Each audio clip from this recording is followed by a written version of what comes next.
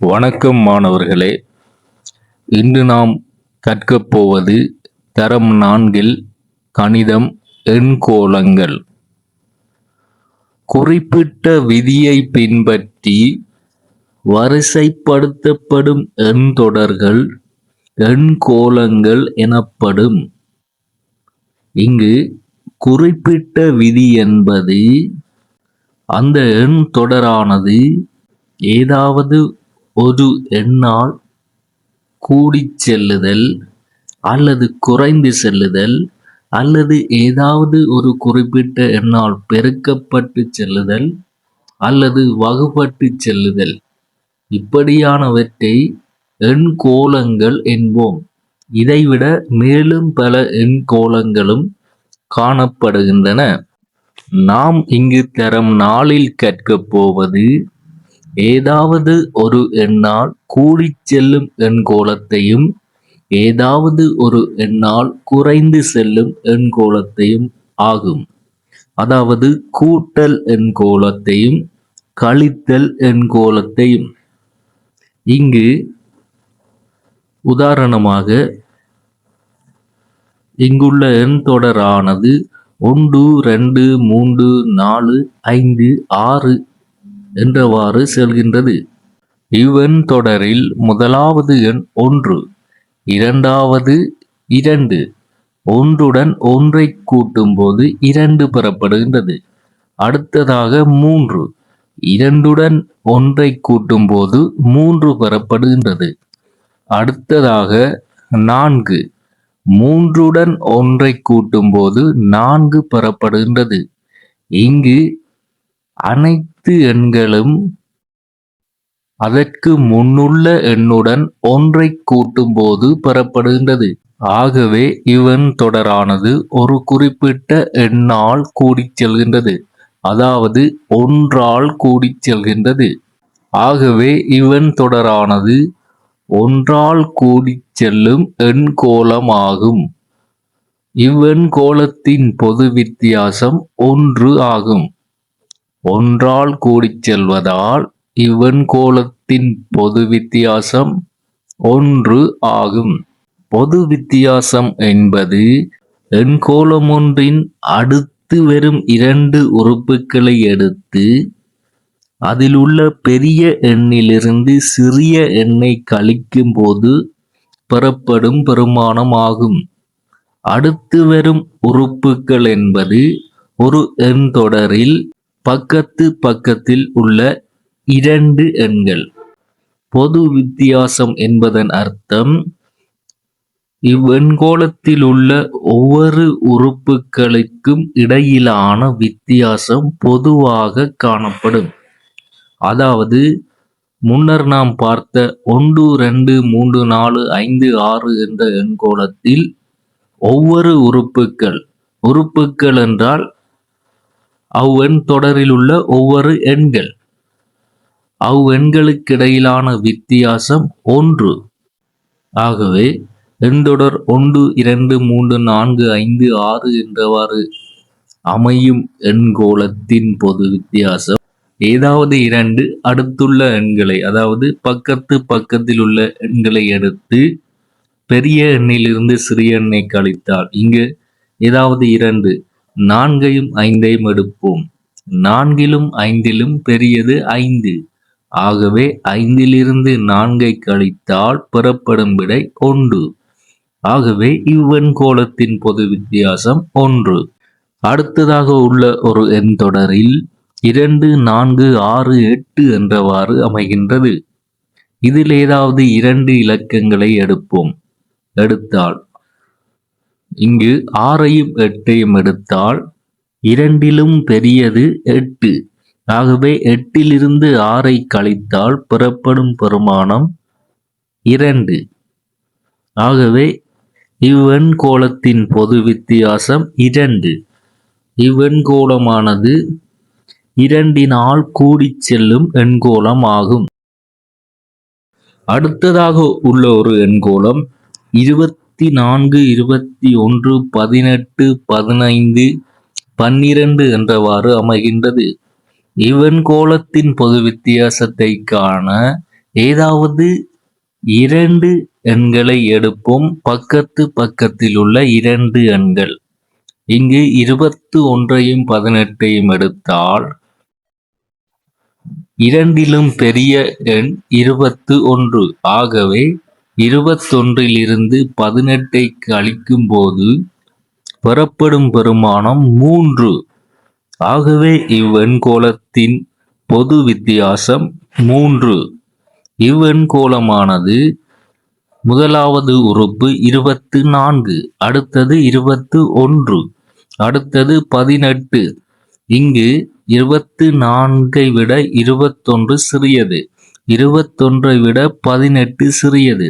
அதாவது இவ்வெண்கோளம் குறைந்து செல்கின்றது.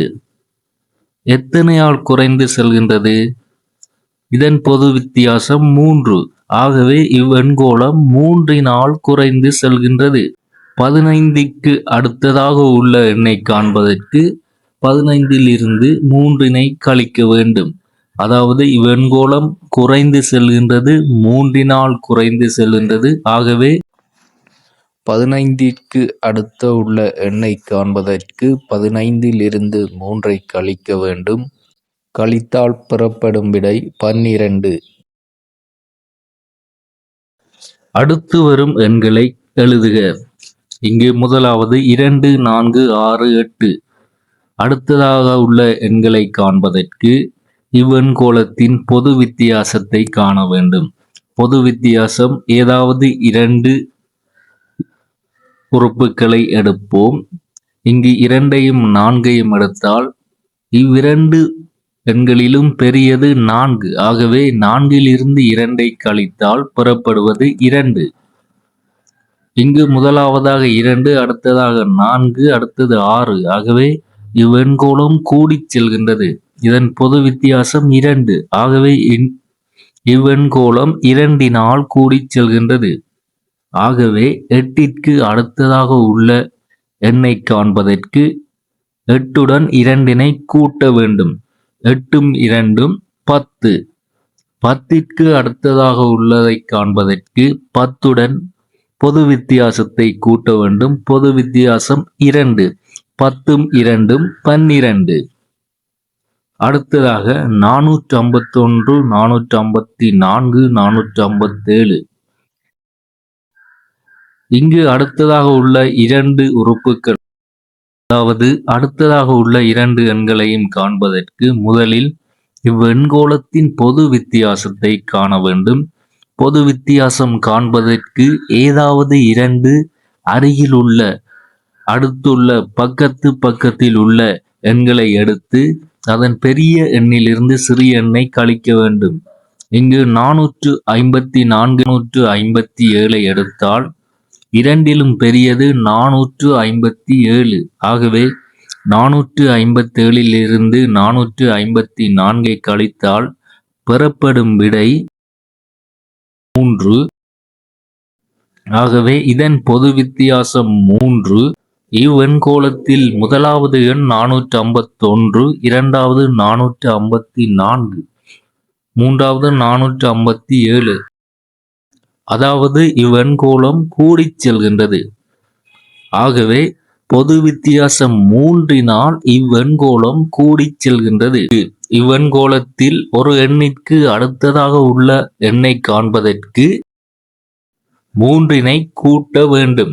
இங்கு 457ற்கு அடுத்ததாக உள்ள எண்ணை காண 457உடன் 3னை கூட்ட வேண்டும். கூட்டினால் 457னையும் 3னையும் கூட்டினால் 7ம் 3ம் 10. இங்கு 0 எழுதப்பட்டு மீதி 1 அதற்கு முன்னுள்ள இலக்கத்துடன் கூட்டப்படும். ஆகவே 1ம் 5ம் 6. இங்கு 6உடன் கீழே கூட்டுவதற்கு எதுவும் இல்லை. ஆகவே எதுவும் இல்லாவிட்டால் 0 என்று அர்த்தம். ஆகவே 6ம் 0ம் 6. அடுத்ததாக 4ம் 0ம் 4. பெறப்படும் விடை 460. அடுத்ததாக உள்ள எண்ணை காண்பதற்கு 460உடன் 3ஐ கூட்ட வேண்டும். கூட்டினால் 0ம் 3ம் 3, 6 கீழே எதுவும் இல்லை, நேராக 6 வரும். 4 கீழே எதுவும் இல்லை, நேராக 4 வரும். பெறப்படும் விடை 463. அடுத்ததாக உள்ள எண்கோளம் 26, 23, 20 என்றவாறு காணப்படுகின்றது. ஆகவே அடுத்துள்ள உறுப்புகளை காண்பதற்கு முதலில் நாம் காண வேண்டியது பொது வித்தியாசம். பொது வித்தியாசம் காண்பதற்கு எண்கோளத்தில் ஏதாவது 2 பக்கத்தில் உள்ள எண்களை எடுத்து அதில் உள்ள பெரிய எண்ணிலிருந்து சிறிய எண்ணை கழித்து பார்க்க வேண்டும். இங்கு நாம் 26னையும் 23னையும் எடுப்போம். அதில் உள்ள பெரிய எண் 26. ஆகவே 26லிருந்து 23னை கழித்தால் பெறப்படும் விடை 3. இவ்வெண்கோளத்தின் முதலாவது எண் 26, அடுத்தது 23, அடுத்தது 20 என்றவாறு செல்கின்றது. இங்கு பார்த்தாலே தெரியும் இவ்வெண்கோளம் குறைந்து செல்கின்றது. நாம் பெற்ற பொது வித்தியாசம் 3. ஆகவே இவ்வெண்கோளம் 3னால் குறைந்து செல்கின்றது. எனவே 20க்கு அடுத்ததாக உள்ள எண்ணினை காண்பதற்கு 20லிருந்து 3னை கழிக்க வேண்டும். 20லிருந்து 3னை கழித்தால் பெறப்படுவது 17. 17க்கு அடுத்ததாக உள்ள எண்ணினை காண்பதற்கு 17லிருந்து பொது வித்தியாசம் 3னை கழிக்க வேண்டும். 17லிருந்து 3னை கழித்தால் பெறப்படுவது 14. ஆகவே மாணவர்களே, ஒரு எண்கோளத்தில், அதாவது கூட்டல் எண்கோளம் அல்லது கழித்தல் எண்கோளத்தில் அடுத்துள்ள உறுப்புகளை காண்பதற்கு அல்லது வெற்றிடங்களை நிரப்புவதற்கு நாம் முதலில் கண்டறிய வேண்டியது அவ் எண்கோளத்தின் பொது வித்தியாசம். இப்பொது வித்தியாசமானது அவ்வெண்கோளத்தில் ஏதாவது 2 பக்கத்தில் உள்ள எண்களை எடுத்து அதில் பெரிய எண்ணிலிருந்து சிறிய எண்ணை கழித்தால் பெறப்படுவது பொது வித்தியாசம் ஆகும். ஆகவே பொது வித்தியாசம் கண்ட பின்னர் அவ்வெண்கோளம் கூடிச் செல்கின்றதா குறைந்து செல்கின்றதா என்பதை கவனிக்கவும். அதாவது அவ்வெண்கோளத்தில் ஒரு எண்ணினை எடுத்தால் அதற்கு அடுத்ததாக உள்ள எண்ணானது அந்த எண்ணை விட சிறியதாக உள்ளதா அல்லது பெரியதாக உள்ளதா என்பதை கவனிக்கவும். ஆகவே பொது வித்தியாசம் கண்ட பின்னர் எண்கோளம் கூடிச் சென்றால் அடுத்து வரும் உறுப்புகளை காண்பதற்கு பொது வித்தியாசத்தை கூட்ட வேண்டும். எண்கோளம் குறைந்து சென்றால் அடுத்து வரும் உறுப்புகளை காண்பதற்கு பொது வித்தியாசத்தை கழிக்க வேண்டும்.